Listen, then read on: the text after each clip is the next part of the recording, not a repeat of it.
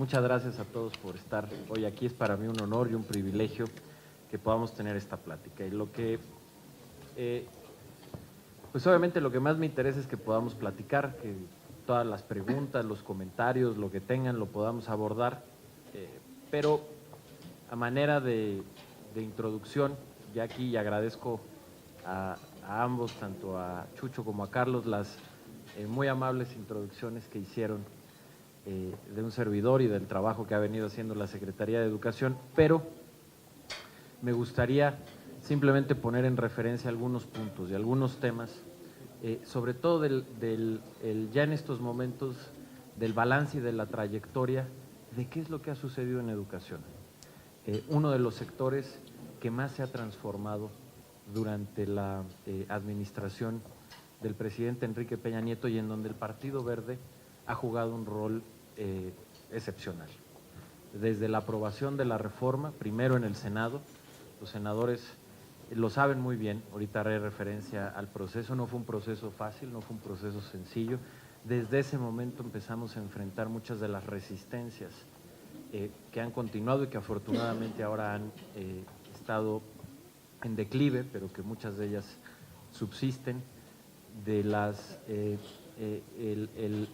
resistencias a esta reforma.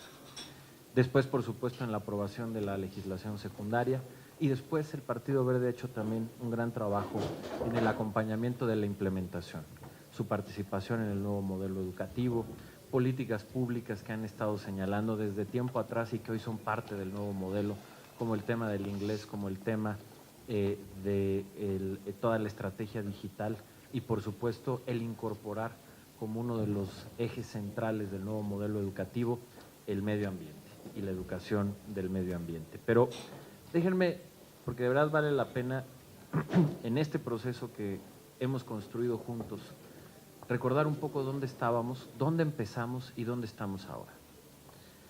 En noviembre de 2012, y esto hay que recordar que nuestro sistema educativo es uno de los cinco más grandes del mundo. El sistema de educación pública de México tiene una dimensión extraordinaria. En total, somos prácticamente 35 millones de alumnos, 2 millones de maestros y más de 260,000 planteles educativos. Eso hace que después de China, de la India, de Estados Unidos y de Brasil, México tenga uno de los sistemas más grandes. Y esto se pudo construir gracias al esfuerzo sucesivo de diversos gobiernos, particularmente durante el siglo XX, en donde México pues creó este sistema educativo, porque no existía. De hecho, en 1921, cuando surge la SEP, más del 70% de los mexicanos eran alfabetas.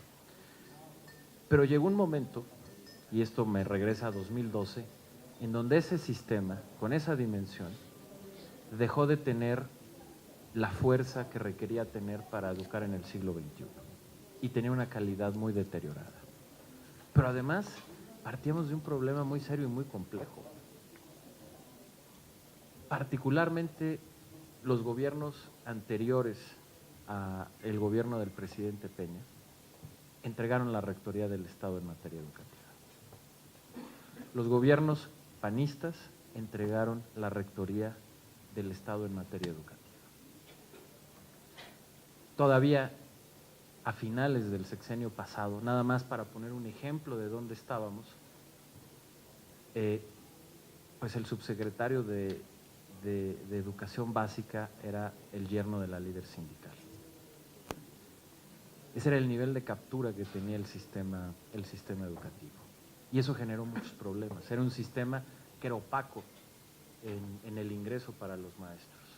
Se generalizó desafortunadamente o se extendió muchísimo las prácticas de herencia, venta y compra de plazas, por ejemplo, para adquirir un lugar en el sistema educativo. No quiere decir que haya sido en todos los lugares, pero creció mucho ese tipo de prácticas.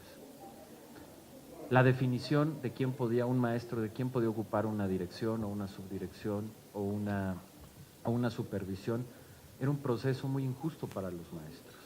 Generalmente, no siempre, pero generalmente ligado otra vez a un criterio político. ¿Quién tenía una palanca? ¿Quién conocía a alguien en la burocracia? ¿Quién conocía a alguien en el sindicato y de esa manera poder obtener esa plaza. Y eso además de que era muy injusto para las maestras y los maestros, que no tenían criterios claros, en donde ellos no eran dueños de su propia carrera y de su profesionalización, estaba teniendo consecuencias pedagógicas muy serias, porque el criterio de la formación profesional de los maestros que imperaba no era el criterio de la vocación, no era el criterio pedagógico, no era el criterio del mérito, sino el del compadrazgo, el del influyentismo y el político al final del día. Y junto con ello se dio también un abandono a las escuelas, un gran deterioro en la infraestructura de las escuelas, un abandono a las escuelas normales del país, que son las formadoras de maestros. Junto con ello, hubo un atraso muy grande en el enfoque pedagógico, en los planes y los programas de estudio, que obviamente van evolucionando conforme va evolucionando el mundo en el que vivimos, conforme va cambiando la tecnología, conforme la sociedad va cambiando, y por lo mismo tienen que ser revisiones que se hacen con calidad cada cierto tiempo, y ahí nos habíamos atrasado mucho. Y ese era, así en términos muy generales, el panorama del sistema educativo que recibió el presidente Enrique Peña en 2012. Un sistema educativo en donde el Estado había perdido la rectoría en materia educativa, en donde imperaba el clientelismo, el corporativismo, la opacidad y en muchos casos, desafortunadamente, la corrupción, escuelas en el abandono y planes y programas de estudio atrasados.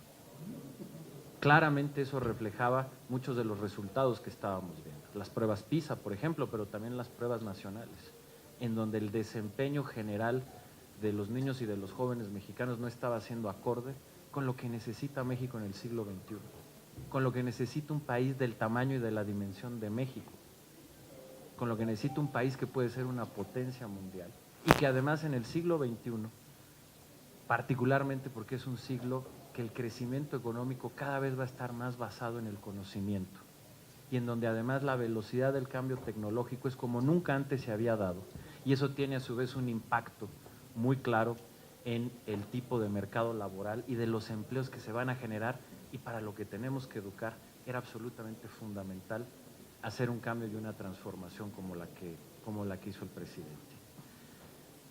Y es por eso que la primera reforma del Pacto por México fue la reforma educativa. El 1 de diciembre de 2012 tomó protesta el presidente de la República, el 2 de diciembre de 2012 se firmó el Pacto por México y el 3 de diciembre estaba sobre la mesa un primer planteamiento de reforma educativa. Y en el mismo mes de diciembre, con el apoyo del Congreso y con un apoyo muy importante del Partido Verde, se aprobó la reforma constitucional. Y unos meses después se aprobaron las leyes secundarias que hicieron el cambio ya en lo específico del artículo 3, la ley del servicio profesional docente, la ley de evaluación, los cambios a la Ley General de Educación, donde otra vez lo hicimos juntos y gracias al Partido Verde y gracias a su esfuerzo salió esa reforma. Ustedes recordarán, particularmente para los senadores, no se pudo sesionar en el Congreso. Se tuvieron que ir, creo que al centro Banamex, porque desde ahí empezaban las resistencias. ¿Por qué existían esas resistencias? Por algo muy simple, pero muy, muy profundo. Las resistencias venían de quienes no querían perder los privilegios de controlar la vida del maestro. Quienes a partir de ahora no iban a poder controlar la entrada de los jóvenes al servicio profesional docente, que no iban a seguir controlando que un maestro pudiera ascender a director o a supervisor o a subdirector, que no podían seguir controlando los cambios de escuela, etcétera, etcétera, etcétera. Pues claro que se oponían. Controlar el mercado de la venta de plazas, pues por supuesto que se estaban oponiendo a una nueva visión y a un nuevo sistema, que lo que aprobaba esa reforma era criterios claros y transparentes para el ingreso. Es decir, hoy para ser maestro en México se tiene que hacer un concurso nacional, un examen, una evaluación, entran los que la aprueban y después se hace una lista de prelación a partir del más alto al más bajo que alcanza plaza, que obviamente haya aprobado el examen. Eso se hace por estado. Pueden participar, por supuesto que normalistas, pero también universitarios. Y hoy esa es la manera de entrar al servicio profesional docente. Hoy un maestro que quiere ser director tiene que concursar por la plaza de director o por supervisor, etcétera, etcétera. Y eso es lo que no se quería perder y es donde estaba esa resistencia. Pero finalmente se aprobó y salimos adelante con la aprobación del cambio legislativo. Y después vino el proceso de implementación, que ha sido un proceso de implementación complejo, complicado, pero en el cual me parece que vamos avanzando. Y para eso simplemente les pongo un poco de contexto y les recuerdo lo que ha sucedido. Hace un año, justamente hace un año, cuando estábamos iniciando el ciclo escolar el año pasado, teníamos un paro extendido en la mayoría de las escuelas de Michoacán, de Guerrero, de Oaxaca y de Chiapas. Pero no solamente teníamos un paro, teníamos serios problemas de gobernabilidad. Estaban bloqueadas las vías del tren en Michoacán, teníamos bloqueado de manera intermitente la autopista del Sol en Guerrero. En Oaxaca había más de 80 carreteras bloqueadas, a tal nivel que en algunos lugares del istmo y de la costa tuvimos que hacer un puente aéreo para llevar, abastecer a esas comunidades porque se estaban quedando sin alimentos. En Chiapas estaba bloqueada la frontera entre México y Guatemala y de manera intermitente el paso entre Tuxtla Gutiérrez y San Cristóbal de las Casas. No me dejarán mentir todos los chiapanecos que el día de hoy nos acompañan, ni los michoacanos, ni los oaxaqueños. Ese era el panorama. Hoy, un año después, los niños regresaron a clases. Después tuvimos el primer mayo en más de 20 años sin un paro magisterial. El lunes de esta semana iniciamos los cursos, iniciamos clases en todo el país, sin excepción. Iniciaron clases en Michoacán, iniciaron clases en Guerrero, iniciaron clases en Oaxaca e iniciaron clases en Chiapas. Y junto con este proceso seguimos avanzando en el proceso de la reforma. Entre el mismo mes de mayo de este año y julio concluyeron las evaluaciones de los normalistas de estas 4 entidades y también pudimos concluir la evaluación de los maestros que habían quedado pendientes en estas entidades. El 98% de los maestros que no se habían evaluado de Michoacán lo hicieron. Más del 100% de los de Guerrero lo hicieron porque fueron todos los convocados más un pequeño grupo de voluntarios. En Oaxaca fue el 90% y en Chiapas fue el 99.4%, o sea, la totalidad. Por supuesto que en el resto del país siguieron avanzando los procesos de evaluación cada vez más consolidados, pero en estos estados logramos ponerlo ya a la par y que no se siguiera atrasando este proceso. Mucha gente me pregunta ¿y por qué? Y en gran medida se ha dado, sí, por supuesto, con apertura, con diálogo, pero lo más importante ha sido que las maestras y los maestros y los padres de familia, las mamás y los papás, empezaron a darse cuenta de qué era la reforma educativa. Se les dijeron muchas mentiras, como parte de toda la campaña o contracampaña que hubo para no perder esos privilegios. Se decía, por ejemplo, que el sistema educativo se iba a privatizar, que los libros de texto gratuito iban a dejar de serlo y les iban a costar a los padres de familia, que si los maestros iban a la evaluación iban a perder su empleo, que en la evaluación no les preguntaban de temas educativos y así una gran cantidad de mentiras y de rumores que obviamente ante un cambio tan grande, y eso yo lo entiendo muy bien, generó una gran resistencia, preocupación, miedo entre las maestras y los maestros y también entre los padres de familia. Pero cuando empezaron a ver la realidad de la reforma y empezaron a ver que podían ganar su plaza a partir simplemente del mérito, de su vocación, de su preparación, de su esfuerzo y que aprobaban un examen y esa plaza ya era de ellos, a diferencia de tenerla que comprar o tener que ir a rogar a algún lugar o buscar una palanca para ver quién les podía dar esa plaza, los maestros empezaron a decir que esa reforma les favorecía y que les gustaba esa reforma. Y no se diga a las mamás y a los papás, a los padres de familia, una vez que empezaron a ver las ventajas de la reforma y la importancia de tener maestros capacitados, evaluados. Hoy, afortunadamente, tenemos, yo diría, casi ya un movimiento de padres de familia que nos están pidiendo en las escuelas maestros que se hayan evaluado y hayan demostrado que tienen los conocimientos por algo muy simple. Todos queremos que nuestros hijos tengan a los mejores maestros. Y eso ha venido cambiando la percepción y por lo tanto también lo que está sucediendo.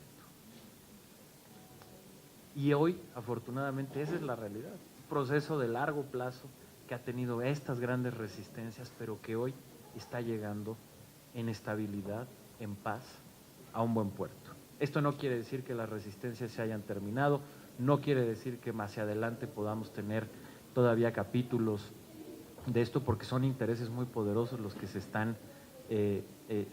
van acabando con esta reforma. Pero claramente los avances nos están permitiendo hoy tener una condición absolutamente distinta de la que tuvimos hace un año.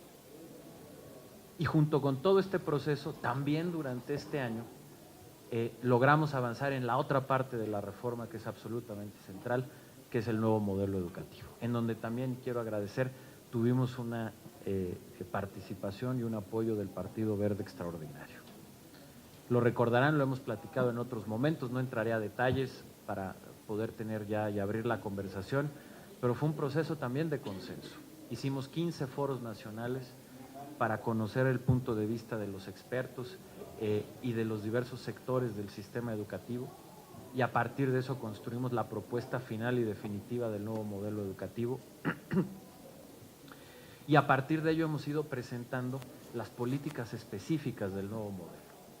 Empezamos presentando cultura en tu escuela, después salud en tu escuela, después los nuevos planes y programas de estudio que hicimos con 90 expertos, los mayores expertos que tiene este país en temas pedagógicos, ya están listos.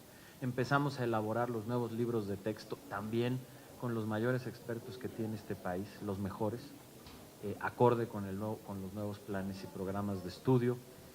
Continuamos con el inglés, la estrategia que finalmente nos va a permitir, sí, en un horizonte de 20 años, pero en un horizonte de 20 años vamos a construir el primer sistema de educación pública en Iberoamérica totalmente bilingüe. ¿Por qué? ¿Cuál es lo que nos faltaba? Formar maestros de inglés. En los programas de inglés de secundaria, desde 1926, el presidente Calles incluyó la materia de inglés. El problema es que sin maestros de inglés eso no iba a ser una realidad. Y ahora estamos con el programa que ustedes conocen de transformar a las normales en escuelas bilingües, con el concurso que vamos a hacer de las más de 1000 plazas de maestros de inglés para las normales, con niveles muy competitivos salariales y donde vamos a reclutar a los mejores, vamos a lograr ese cambio. Por supuesto, junto con ello la transformación global de las normales, la auditoría a la nómina, que es otro paso fundamental en lo que hemos hecho. Nos tomó más de un año contrastar la nómina federal de maestros, escuela por escuela. ¿Cuál era el contraste? Ver qué es lo que estábamos pagando frente al número de maestros que realmente estaba en las escuelas. Y lo que encontramos fue que había 44,000 plazas por un valor equivalente a 5,000 millones de pesos que pagábamos y que no estaban frente a grupo. Y que hoy lo están, o están en proceso de estarlo, porque estamos poniendo orden, transparencia, y estamos combatiendo estos problemas de opacidad y en muchos casos de corrupción que existieron.